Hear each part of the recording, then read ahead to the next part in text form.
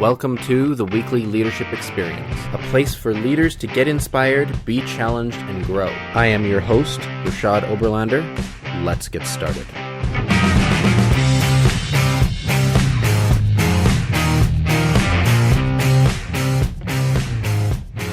Hello and welcome. Thank you for tuning in today. I'm so glad you're here. Thanks for listening. You take the blue pill, the story ends. You wake up in your bed and believe whatever you want to believe. You take the red pill, you stay in Wonderland, and I show you how deep the rabbit hole goes. Now, if you're a movie lover like me, you'll instantly recognize those words from The Matrix and the scene between Morpheus and Neo. And Neo's about to make a life-changing choice as to how he wants the rest of his life to go. And he's going to wake up in a world where what he thought was real is far from real, and the landscape is just completely different. And now, is it just me, or does anyone else feel like they took the wrong pill recently? The events of this COVID-19 pandemic have just been a little surreal. Like, hand me the popcorn, this is crazy. And this pandemic is really quite illustrative of a volatile, uncertain, complex, ambiguous world that leaders face on a regular basis. And this is a term that I learned about, in business school and in reading about business and leadership. And its acronym or acrostic is VUCA: volatile, uncertain, complex, ambiguous. And this is the kind of thing that leadership has to face now and in the future. And maybe you faced such situations in the past, maybe you haven't. But what we need to realize is that these things are not going away. Volatility, uncertainty, complexity, ambiguity, they are in the world around us, and they are just becoming more common. Things have impacted the world that make those characteristics more common. And the events involving COVID-19 are just magnified because you get one event that contains all those qualities, and it just feels so much more magnified. So the death and tragedy surrounding this event has been absolutely saddening. It's tragic. And the loss to life, to economies, to businesses, to the world as a whole is really quite sad. But this is not the last time, and maybe it's not the first time that you've had to face such a situation as a leader. And how you lead your team as this narrative continues to unfold and into the future is really important. Bob Johansen, a renowned futurist who works at the Institute for the Future, which, by the way, is a real place, he wrote a book called The New Leadership Literacies.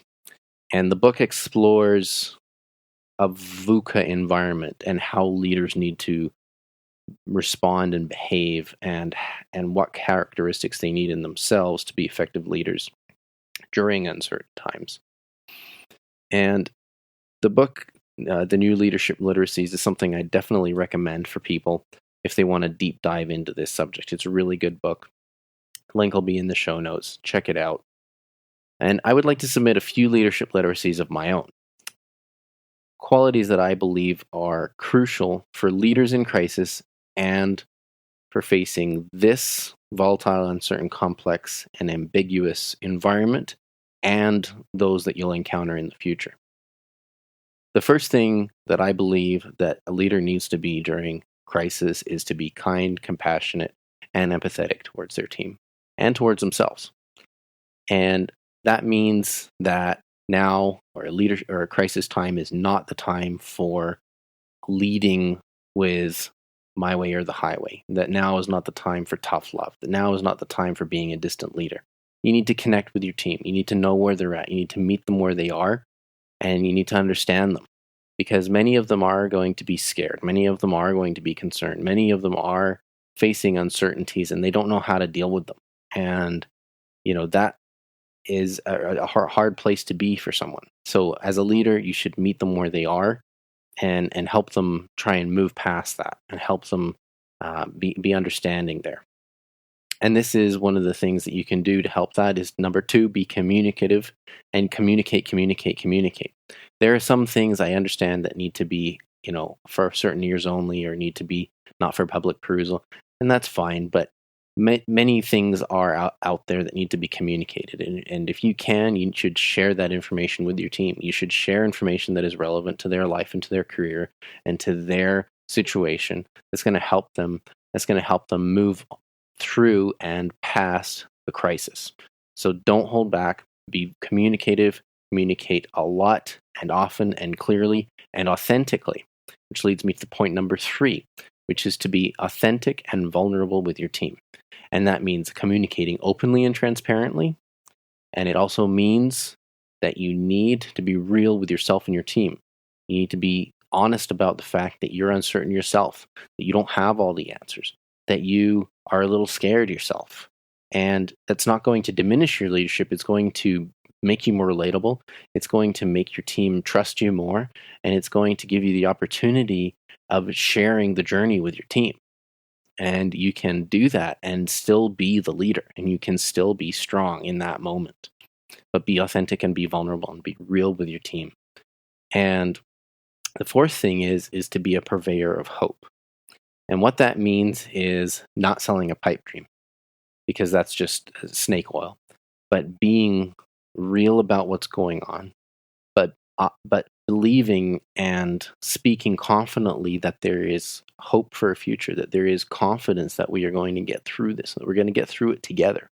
And even though you don't have all the answers, that you're working on it, that you're finding creative ways for the business to progress, to keep people's jobs, to continue making a living for your team. And purveying hope that there is something beyond the crisis, that the crisis will end, that it's not going to go on forever, that you are confident that when things die down, when this crisis is over, that you're going to be there together, you're going to be stronger because of it, and that you're going to be able to move on. And like I said, this isn't a pipe dream. Some businesses aren't going to make it. Some businesses are going to fail as a result of this crisis or a future crisis. And there is still hope here, because the hope is still that you can still get through this together, that you can still come out on the other side stronger, and that you can be still a team even as a business comes to an end. And you as a leader, you as a team can rally around each other and help each other move forward. You can connect each other to other businesses. You can make recommendations. You can give each other letters of reference. And that is all ways that you can be a purveyor of hope. These are the things that I think are important in a crisis. I think that you'll agree, and that your team will value your leadership even more if you were to exhibit these qualities to them. And this might be the difference between what you would call good leadership and what you would call great leadership. And if that's the case, then choose the path of greatness. If you got value out of this podcast today, would you let me know? Send me an email at reshadoberlander.com. I'd love to hear from you, what you thought of the comments and discussion today, and maybe what you would add to it. I'd also like to mention that you can ask me a question. I'd like to feature some questions on future episodes for my listeners. So if you have a comment or a question or just some feedback, you can head over to speakpipe.com/Reshad Oberlander. And you can record a brief comment or question there. And I'd love to hear from you on that platform as well. If you've enjoyed what you've heard today, would you head over to Apple Podcasts or wherever you listen to podcasts and subscribe, leave me a rating, leave me a review, and share this with a friend. It spreads the word and helps the podcast grow. You can also find me on social media at RE Oberlander. Until next time, stay awesome.